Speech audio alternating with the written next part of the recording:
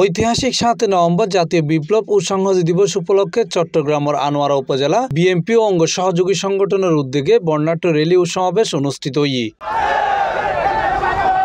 শনিবার নভেম্বর ৮ তারিখ বিকেলে উপজেলার কালাবিলি দিঘির মোড় সাইনা রোডোত্তর মিছিল শুরু হয়ে প্রধান সড়ক প্রদক্ষিণ করি সাতরি চমনি হয়ে একখান কমিউনিটি সেন্টারের সামনে সংক্ষিপ্ত সমাবেশের মাধ্যমে শেষ হই। বর্ণাঢ্য র্যালিত আনোয়ারা কর্ণফুলী চট্টগ্রাম দক্ষিণ জেলা বিএনপির সদস্য সচিব লায়ন মোহাম্মদ হেলাল উদ্দিনের অনুসারী ঐক্যবদ্ধ তৃণমূল নেতাকর্মীসকল নেতৃত্ব দিয়ে জেন্ডার র্যালিতে উপস্থিত আছে চট্টগ্রাম দক্ষিণ জেলা বিএনপির আহ্বায়ক কমিটির সদস্য মাস্টার রফিক আহমদ, জাকির আহমদ, দিল মোহাম্মদ মঞ্জু সহ আর বোধ কেউ।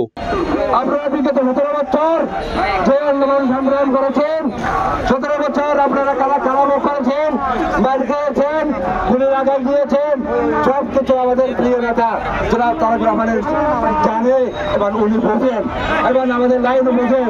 আপনারা ধৈর্য ধরুন, অপেক্ষা করুন। আমি একটি কথাই বলবো, ইনশাআল্লাহ আপনাদের সবাই করতে থাকে আগামীর মতো আলোচনা নিয়ে চলে, তাহলে আমাদের শেষ আছে ইনশাআল্লাহ আমরাই হাসবো। C+ TV Chittagong.